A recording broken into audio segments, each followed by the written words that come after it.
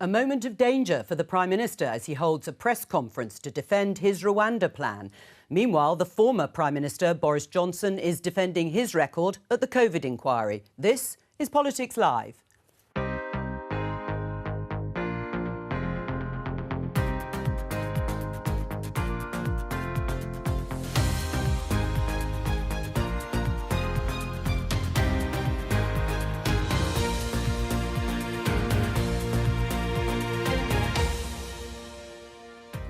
Joining me in the studio, the Conservative MP Rachel Maclean, Shadow Minister for Creative Industries and Digital, Chris Bryant, Tutton Spiller, the founder of Simple Politics, and Charlotte Pickles, Director of the centre-right think tank Reform.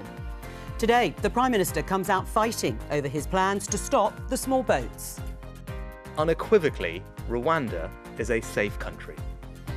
And today's bill also ends the merry-go-round of legal challenges that have blocked our policy for far too long. It follows the surprise resignation of the Immigration Minister yesterday, who called the plan a triumph of hope over experience.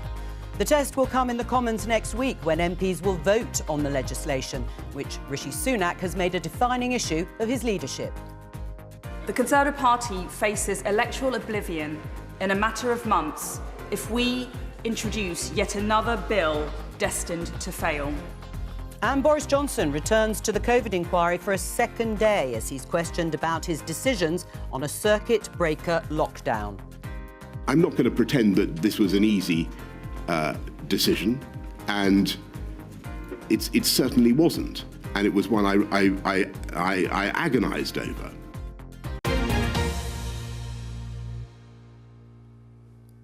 Yes, and we'll be watching and be across the evidence being given by the former Prime Minister Boris Johnson at the COVID inquiry, and will, of course, bring you some of the exchanges from the inquiry later on in the programme. But first of all, let's return to the press conference that was called by the Prime Minister about an hour ago. And he was defending his Rwanda plan. That's after an upgraded treaty was signed on Tuesday between the Home Secretary and his counterpart in Rwanda to answer the criticisms by the Supreme Court, which also deemed the plan unlawful. Accompanying legislation was also published yesterday in the House of Commons. But at that point, the Immigration Minister, Robert Jenrick, resigned. Let's hear a little more from Rishi Sunak. And so our bill today fundamentally addresses the Supreme Court's concerns over the safety of Rwanda. The Supreme Court were clear that they were making a judgment about Rwanda at a specific moment 18 months ago, and that the problems could be remedied. Today, we are confirming that they have been, and that unequivocally, Rwanda is a safe country. And today's bill also ends the merry-go-round of legal challenges that have blocked our policy for far too long. Is Rishi Sunak right, Rachel Maclean, that it will stop the merry-go-round, as he says, of legal challenges? Will planes ever take off for Rwanda? Yes, well, we are confident that it will, and that planes will take off for Rwanda. And actually, the Prime Minister is right that the British public do expect us to sort this out. It is a basic question of fairness. They have elected us to deliver on this pledge of stopping illegal immigration, the absolute travesty they see of people coming here, breaking into our country and taking for granted our generous hospitality. That is completely wrong, and the Prime Minister has set out a plan to deal with it. Why then did Robert Jenrick, the Immigration Minister, resign? He doesn't think the plan will work. Look, I mean, I regret that Robert has resigned. He did an excellent job, and he has actually delivered some very key improvements to this issue. We have seen the small boat arrivals drop. We've seen some very significant changes to the number of people coming from, for example, Albania, because of some of the deals that he struck. So he's achieved a lot in this space, and I'm sorry to see him go, but the Prime Minister has now appointed a new ministerial team with Yes. significant expertise to take this forward. So I am confident we can get this legislation through and we can start to see it deliver. You're absolutely right. The role has actually been split into two. There'll be a Minister for Illegal Immigration, the small boat crossings, and a Minister for Legal Migration. Do you think, and do you believe the Prime Minister, Chris, when he says we now have a policy that will work, that will stop legal challenges and planes with asylum seekers will take off for Rwanda? No, I think the only aeroplanes that are going to take off for Rwanda will be taking another Home Secretary to Rwanda for another bout of trying to draw up some other treaty. I thought the most bizarre thing this morning was Rishi Sunak. I mean, he's basically just trying to hold his party together. His government is falling apart, but he's trying to hold his party together. And I thought it was interesting yesterday that you have a series of government ex-ministers, so now Robert Jenrick, and it's slightly unclear whether he's resigned because the policy is too crazy or because it's not crazy enough. He says it doesn't go far enough. I think that is... OK, so he wanted to go further, but Rishi Sunak has persuaded the Rwandan Foreign Secretary to say that if they go any further, in other words, if Tory MPs amend this, or perhaps even if it's just as it is now, that they won't support it and they will withdraw from the treaty. So, look, this is just a gimmick. It's always been a gimmick from the very beginning. What you need is a serious policy to try and make sure that more people can stay in their own home country, to tackle the gangs across the whole of Europe. We've had a plan in place. And we'll come on to the plan. One other thing about the failure of Robert Jenrick and of this whole government policy, you still have 165,000 asylum seekers in the backlog, and those people are staying in hotels. Would you like the plan to work? Would you like Rishi Sunak's plan to work and actually act as a deterrent to stop people making that dangerous journey? It doesn't stand any chance. We will vote against it. But would you like it? But would you like it to work? No. Well, no, I want a plan to work because I do want the number of people crossing, in a very dangerous set of circumstances and all the rest. I do want that to stop. Yes. And I want us to have control of our borders. But I think our plan would work. Theirs won't. And you'll vote against it. You'll vote against it. OK. Well, we've got the whole programme. Well, we've got much of the programme to discuss it. Do you think planes will take off with asylum seekers to Rwanda? I'd be amazed if they did. It seems like the path there is so perilous that we're now kind of stuck between what Rwanda say they'll pull out of and what the Supreme Court would say isn't on, and the backbench, this kind of cliff edge on a winter's day path to get there. Maybe it will. What really struck me about the press conference is Rishi Sunak said, we've really taken on board what the Supreme Court have said and we've really fixed it, but no, they can't look at it again. Nope. Anyone looking at it again, nope, that's banned. You're not allowed to check my homework. He said he respects the decision, but he says, as you have outlined, he's answered the criticism. He's met the criticism, but won't allow them to look at it again. Charlotte, will it ever happen? I think I probably agree with the previous two that I think it would be very, very challenging. And it feels like one of those policies that governments get into and then sort of can't get out. So there's a bit of a sunk, great case of a sunk cost fallacy that, you keep digging and you keep putting more because you've become so attached to it. But what I would say is that actually, in terms of is there a viable route? It does feel like the government has navigated the best possible balance, given it's going to be incredibly hard to get it through the Commons and even harder through the Lords. And if they'd made it tougher as Jenrick wanted, it would have failed. So it's sort of slightly an odd thing for him to be saying. But, getting to the best possible compromise doesn't make it work. Right. Well, let's pick up on that point from you, Charlotte, and talk to our political correspondent, Alex Forsyth. She's in Central Lobby in the Houses of Parliament, between the Commons and the Lords. Alex, reflecting on that press conference, the 2 points that Rishi Sunak said, Rwanda is now safe for asylum seekers to be sent to if they arrive on our shores, and we have done everything we can to stop lawyers challenging that decision. Is it going to work? Well, now there is the question, Jo, and I think that is the question that Rishi Sunak will be asking himself, as well as lots of Conservative MPs. Look, Rishi Sunak was clearly making the case for his position in that press conference in light of the resignation of Robert Jenrick and all of the division within his own party about it. And as you say, what he was effectively saying is, we have gone as far as we possibly can. He said, this is going to end the legal merry-go-round. It is legally watertight. He's stopped all of the ways that people could block flights taking off to Rwanda. He did say that the European Court of Human Rights could still challenge this, but he repeated again that he'd do whatever it takes to get flights off of the ground. The question, as you say, of course, is will it work? Question number one. And I think obviously there is the possibility that it could get tangled here in Parliament, but then also possibly face some legal challenges. The second question, of course, is not just the practical one, it is the political one. And will this persuade his MPs of his own conviction and, of course, to support him? Now, Rishi Sunak was asked whether or not he would make this a confidence vote when it comes back here to Parliament next week. A confidence vote technically, meaning that if people voted against it, they'd lose the Conservative whip. He said no, he wouldn't. But that doesn't mean this isn't an issue of confidence in his leadership. Because remember, Joe, that it is Rishi Sunak that has made this such a priority for the government. It is the government that has set such stall by this. And so Rishi Sunak has to make this work, because otherwise, his authority is damaged. Just worth updating you that some of the people who have been pushing Rishi Sunak to go further within the Conservative Party, the ERG, the European Research Group, they say they've got their legal team still studying the detail of that bill before they come back. They want to see what it might mean in practice before they decide what they're going to do. So it still feels like there's an awful lot at stake for Rishi Sunak. I'm not sure that press conference would have silenced all his critics. Right. I mean, it is a high-risk gamble, isn't it, by making it such a defining issue, as you say, of his leadership. I mean, how much danger is he in politically? Because you have just mentioned the group of Conservative MPs broadly on the right who would have actually liked to see the legislation go further in terms of completely disapplying international law. But there are a lot of MPs on the other side of the party who actually have viewed this legislation as being just within the boundaries for them of keeping within international law. Yeah, the so-called One Nation group of Conservative MPs who've been a little bit more forthcoming, it's worth saying, in recent days about their position on this. So what Rishi Sunak has tried to do is navigate a path between the different wings of his party.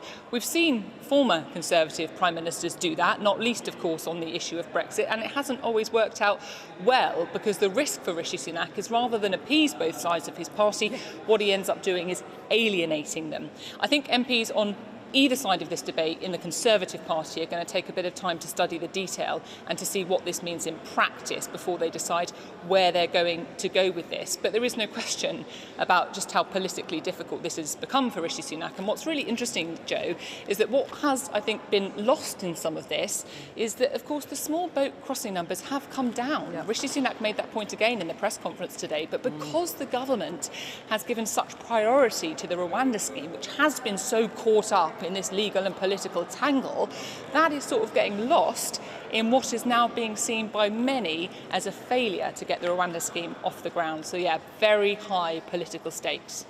Alex Forsyth there in Central Lobby. Thank you very much. Just picking up on that, Rachel McLean. Yes, taking the figures of the government in terms of reducing the numbers by a third. Has this Rwanda plan been a mistake?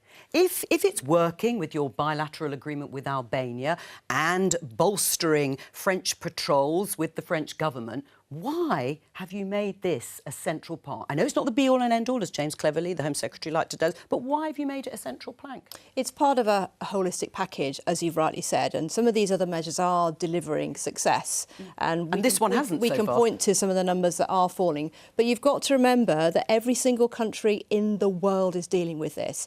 And unless you have a very visible deterrent, that is the only thing. And the question really is for the Labour Party and Chris and his colleagues, because some of the things he's talked about, we're already doing all those things. If there were easy things to be doing, believe me, we would be doing it. But the fact that they are set themselves against this, I think that demonstrates that actually it is only us, it's only me in this studio who actually understands the anger of the British people on this issue. And they do expect us to do something to sort it out, because they can see these arrivals and they know that the only way to break the business model of the smuggling gangs, remember what's happening now is that it is criminal gangs who are deciding who comes to this country, not the sovereign British Parliament and members of Parliament who are elected to represent people in the country. Right. I mean, Chris, a deterrent. That's what this policy is supposed to be. It's not about sending thousands of people to Rwanda. It's to deter people making the journey in the first place. You don't have an equivalent policy suggestion on a deterrent. I don't have any confidence that this will work. But interestingly, of course, Rishi Sunak doesn't have any confidence that this will work, because if he did have confidence, he would make it a confidence vote next week. He said that it's not, because he's weak. He's a coward. He won't even provide leadership to his own political party, because he knows he's being tossed and turned this way and the other by different factions within his party, many of whom, frankly, have given up on governing this country, which is why, personally, I'd love him to make it a confidence vote next Tuesday. Then people can decide, let's have a general election. Because that's what happens if they vote against. And look, I mean, Rachel talks about what the Labour Party should or shouldn't do.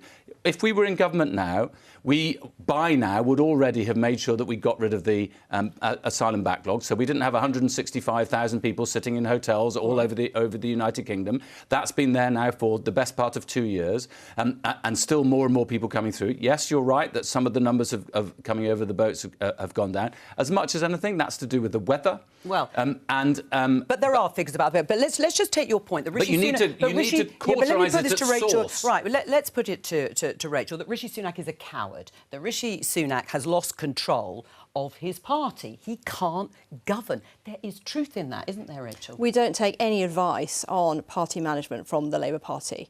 Rishi Sunak has put forward a confident plan. He is already delivering on the things that we went to the country and said we would deliver on. We put forward measures on legal migration to get that down. And it's a record high. And we have put forward proposals to get it down.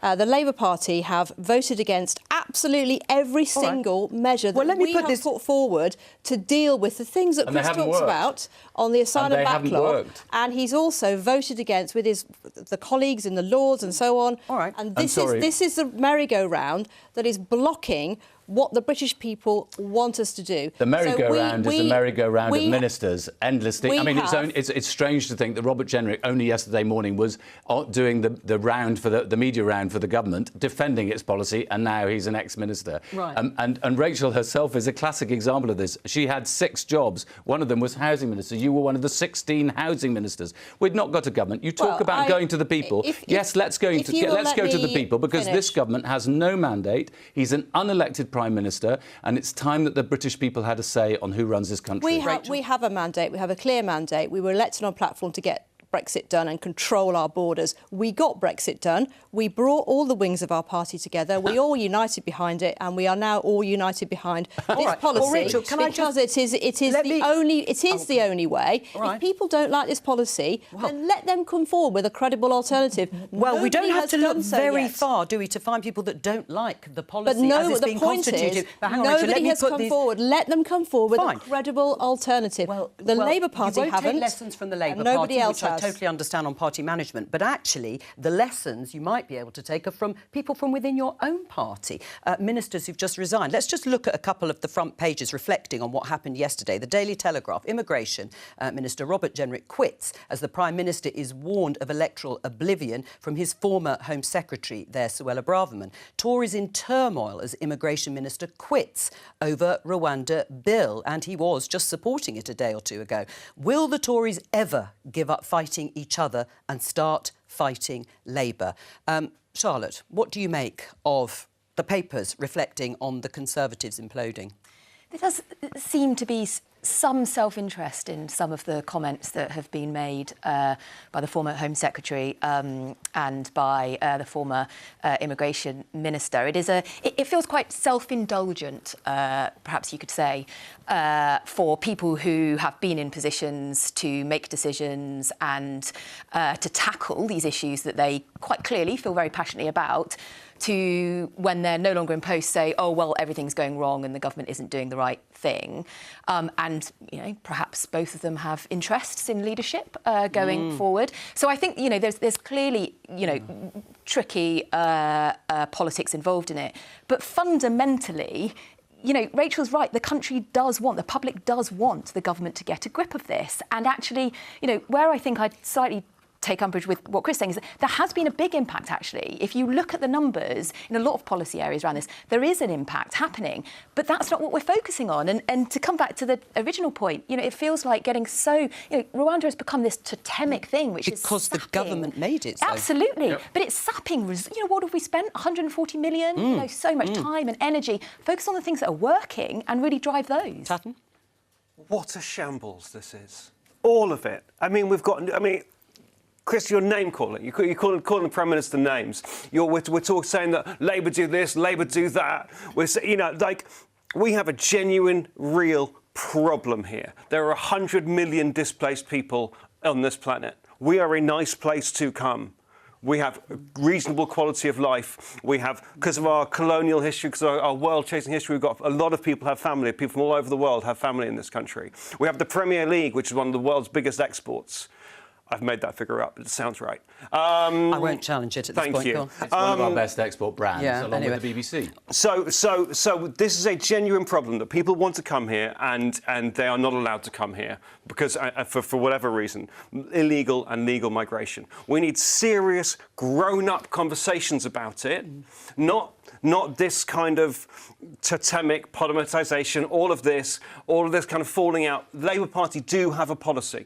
I know they have a policy, but the voters who are deciding right now how they're going to vote next year can't tell you what that policy is. All right. Well, what is your policy? That seems a good point to ask you. Specifically on illegal migration. Illegal, So first of all, we need much more significant resources dealing with the asylum backlog, because one of the things that is the opposite of a disincentive to coming, or a deterrent, as you were asking about earlier, is the fact that you end up coming here and you'll be sitting in a hotel for 2 years before you're processed in any shape or form, even basic decision. We've also got 17,500. The Home Office admitted yesterday. 17,500 of these people, they have no idea where they are. They've just lost them in the last year. And what would you So first of all, you've got to get control of that. Secondly, you've got to, we've said that we will put 100 more officers working elsewhere in Europe to try and stem and tackle the despicable trade, the trafficking trade. But the incentives and motivations will still be there in the way that Tatton has just outlined. And the government is doing quite a lot of what you have said,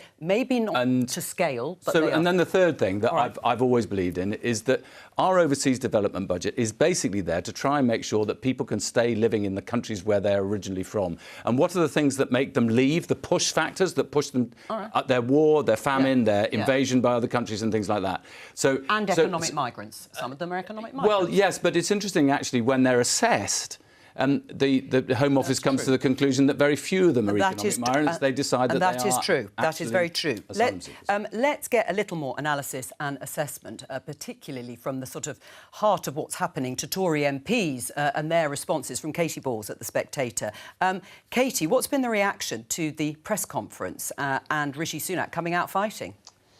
So I think that there are some saying the Prime Minister seemed a little bit tetchy. You keep hearing the word tetchy around Rishi Sunak these days.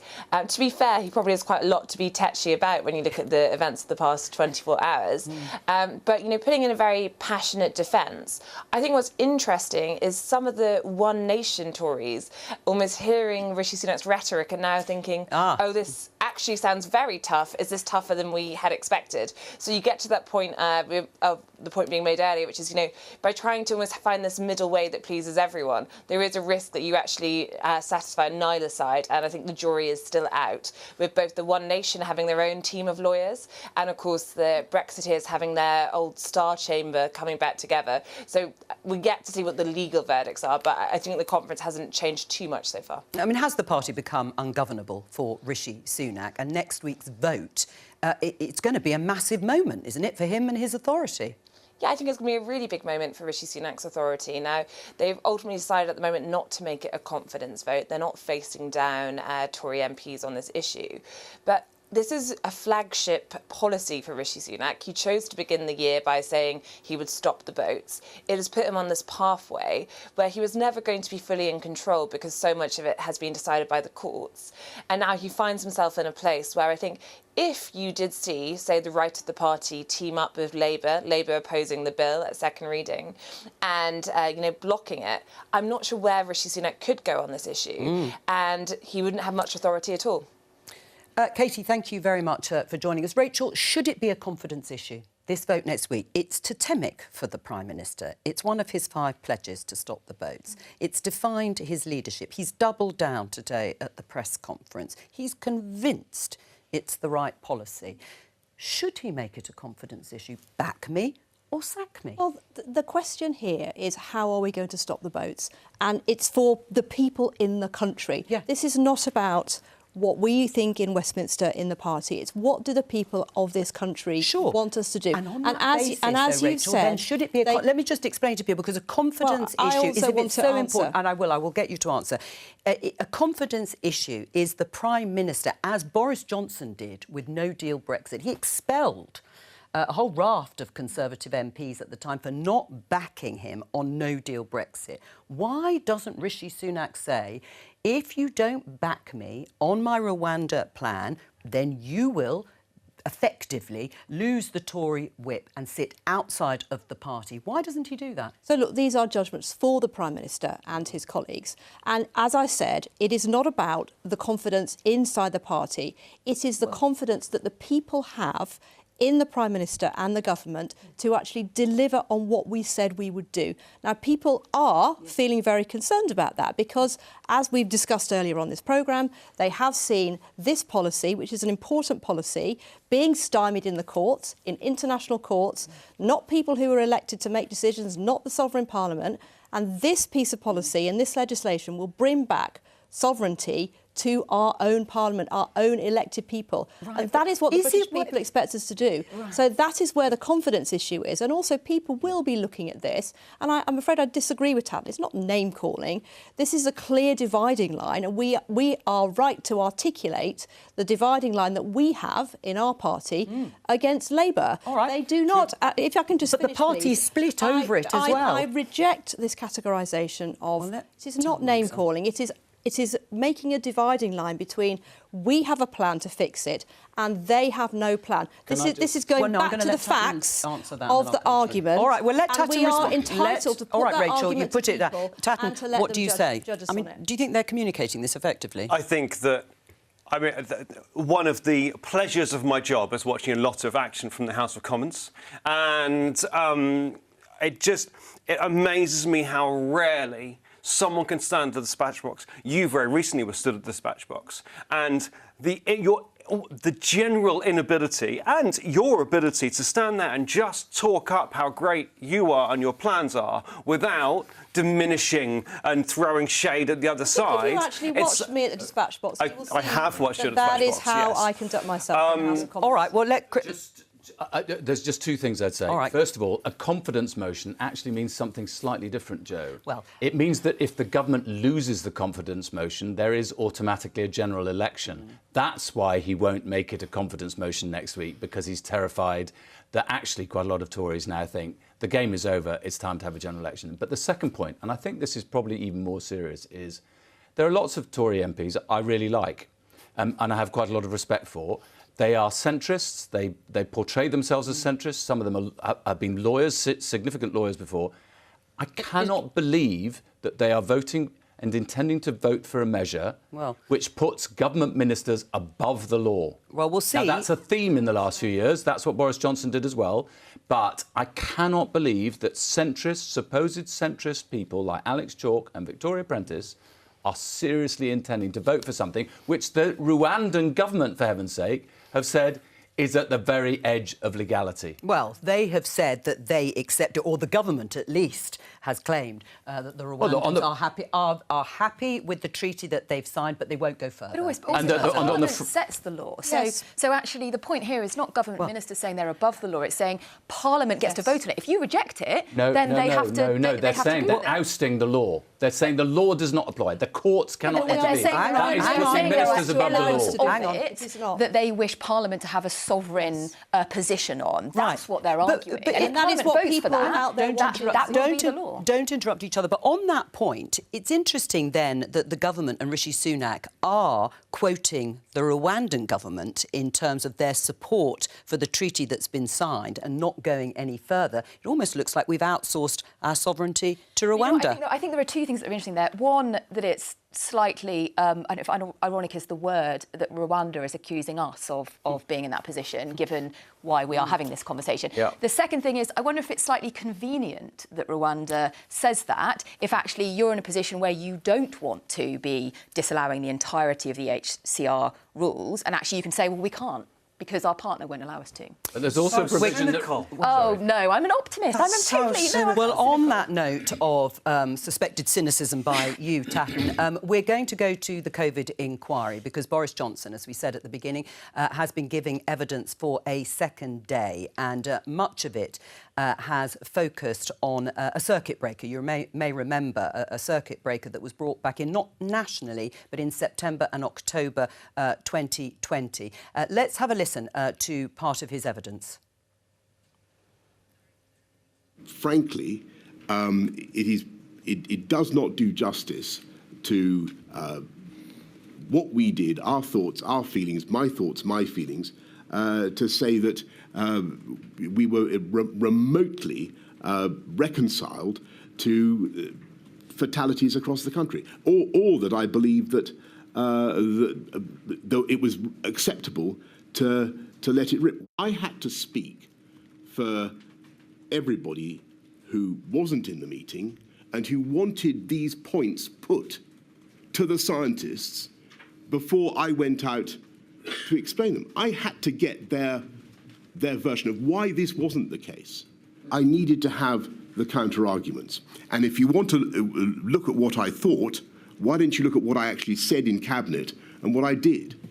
Oh, well, Boris Johnson fighting back there. That wasn't actually about the circuit breaker. We'll listen to that in just a moment. It was about the Chief Scientific Advisor, Sir Patrick Vallance's account that the former Prime Minister Boris Johnson supported the let-it-rip approach. Let's speak to our political correspondent, Nick Eardley. You could see there Boris Johnson getting quite defensive, if you like, in that question and answer session. Tell us more. Yeah, he was, Joe. I think his argument was essentially that he was putting the let-it-rip case that has become so infamous to the scientists to test it, almost in a devil's advocate sense. But the whole morning has really been focused on trying to figure out what happened with the second lockdown. When we spoke yesterday, Boris Johnson had faced all those questions about the first lockdown, whether it should have been quicker. He admitted the ministers should have twigged sooner. Today, though, has been, I think, a lot trickier for Boris Johnson, because the key question has been when the scientists were saying to you, why don't we shut down for a couple of weeks in a circuit breaker to try and stop the spread of the virus, why didn't you do it? Why was it not until November that that national measure was taken, when from September some were suggesting it? And essentially what Boris Johnson is arguing is it was worth trying the tier system. Remember the regional restrictions we used to talk about all the time, where certain parts of the country were put under stricter measures. He was saying it was worth trying that to avoid a national lockdown and the obvious implications that would have. He talked about potentially that could have worked had it been faster and harder, had the national government in London had the ability to go harder and faster.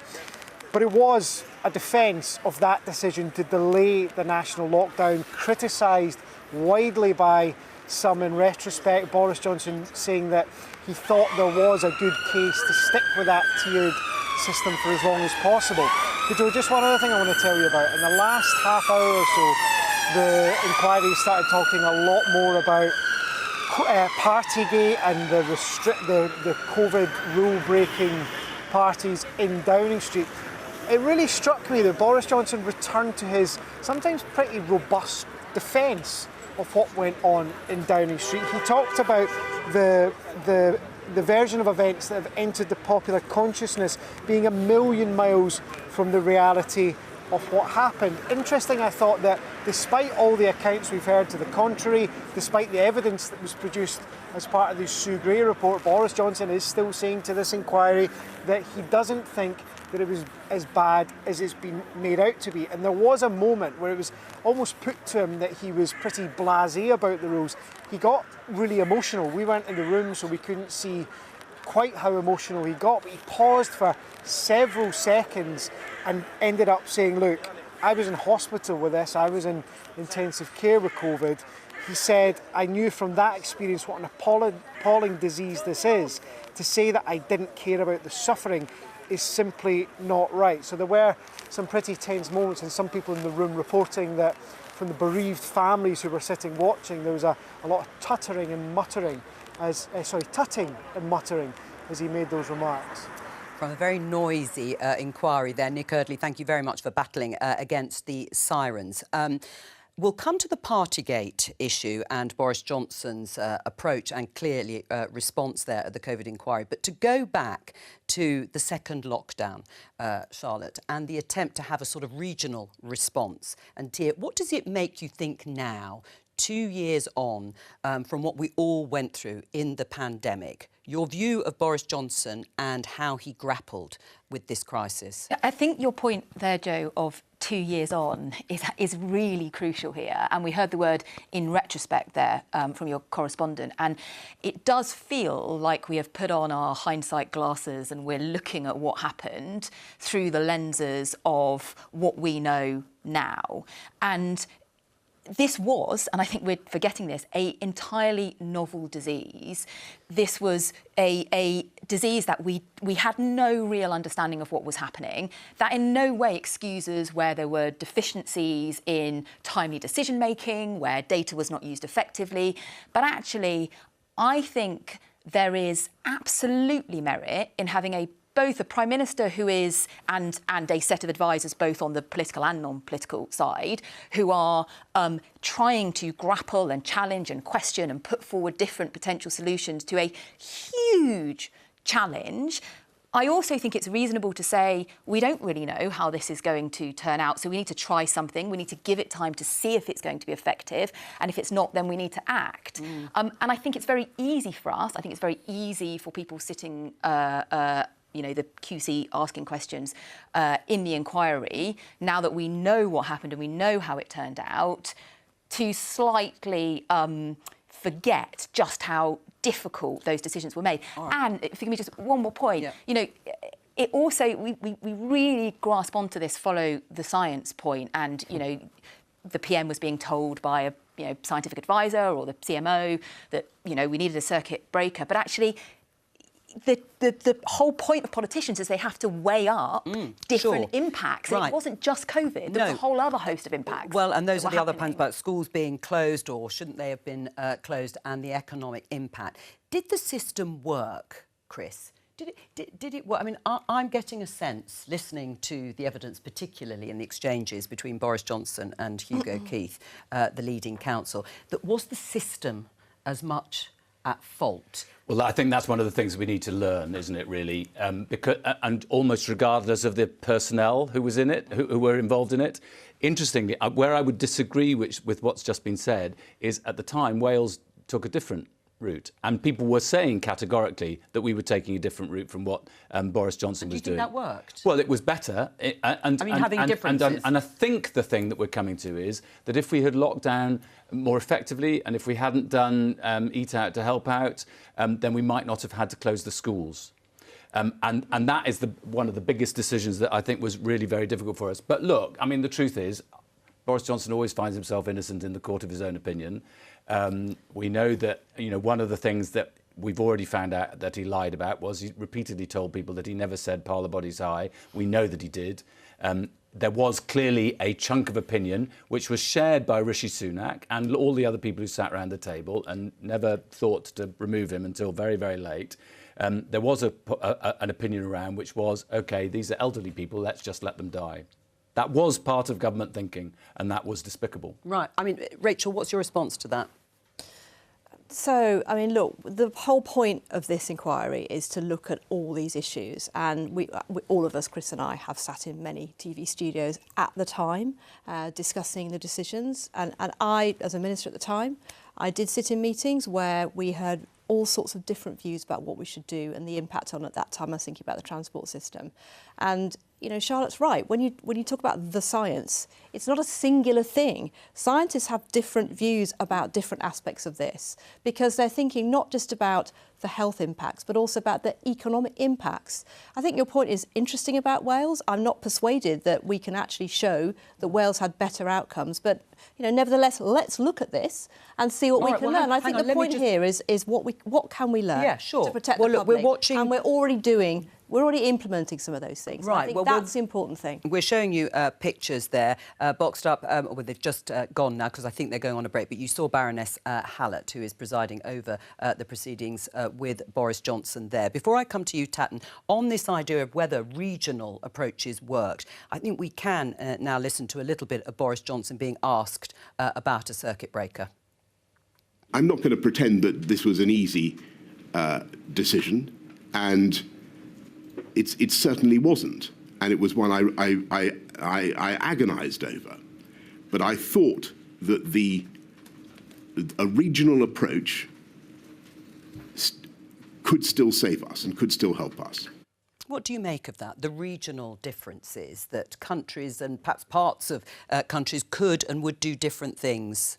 I think that when you're trying to tell people to stay at home, if you are in an area like sometimes Cornwall had almost no COVID in the whole county, and if you had a lockdown restriction in place, that feels frustrating and it encourages people to not follow that instruction maybe, which might loosen the whole instruction thing as we go forward. I think it makes sense. I think obviously what has loosened, I don't know the point of this inquiry, because I don't know if it's going to give the families who want justice any form of justice, and I don't know what lessons can be learned. If we do have one more pandemic, in the next 10 years, people will not obey those instructions in the same way because of Partygate. Right. Partygate and Dominic Cummings destroyed that faith. Right. I mean, let's have a listen to what Boris Johnson said in response to this. The version of events that has entered the popular consciousness about what is supposed to have happened in Downing Street is a million miles from the reality of what actually happened in Number 10. And I speak on behalf of, I know, of hundreds and hundreds of hard-working civil servants who thought that they were following the rules. Is that still a credible response for the former Prime Minister when he has been before the Privileges Committee of MPs over this very issue? And also the basic principle that if you make the rules, you should follow them. And if he says people thought they were, then maybe they didn't know them well enough. Look, we know the rules weren't followed. There has been plenty of evidence. There have been videos, there have been photos. You know, so is it credible for him to still? No, it's not credible. But I think what is striking is that we risk again the conversation being entirely taken up with Partygate, which was appalling. You know, let's not pretend it wasn't. And you know, these are supposed to be the people who are leading us. I also think it's worth noting this was also on the official side, whereas it's the politicians who tend to, you know, those officials that were in the most senior roles are still in post. So, you know, I think there's some reflections there. But fundamentally, the point of an inquiry is supposed to be able to make sure we're better prepared next time. And I'm afraid I agree with Tatton. This inquiry is not doing that. And there is a real risk we will face another crisis before it's even concluded. Rachel? Chris, go on. Well, I was just going to say, I think it's really important that we learn strategic lessons from this. So what we do about pandemics in the future. When I sat on Cobra when I was a minister for 2 minutes in the last Labour government, and because we had to put together plans for if there were to be a pandemic, and it's clear that those were kind of shredded by the time we got to this pandemic. But it was a total failure of Whitehall. Their plan should have been in place, and it's a total failure of the civil service. So there's an issue there, and then there's an issue about how COVID contracts were awarded and the VIP route and all the rest of it, and the fact that we're so much fraud has just been written off by the government. We want to chase that down. I think there's also things about cabinet government rather than just being, if it's so much about a toxic culture in Downing Street. Does that really serve us well? And then we did legislation really badly during this period. We haven't got time for much more. Let me just show you this headline in The Sun. Very briefly, yes. I mean, I think it's really important that we remember the families and people who've lost loved ones, and all of us have suffered through that, and they have suffered more than others. And I think it's very important that they see this happening. But I must say that I think to claim that the Labour Party have got the answers when actually we've now got the most senior civil servant, Sue Gray, is now advising the Labour Party. They are politicising this issue, I'm afraid. We're just going to say Prime Minister Rishi Sunak will give evidence at the COVID inquiry on Monday. That's all we have time for. Bye-bye.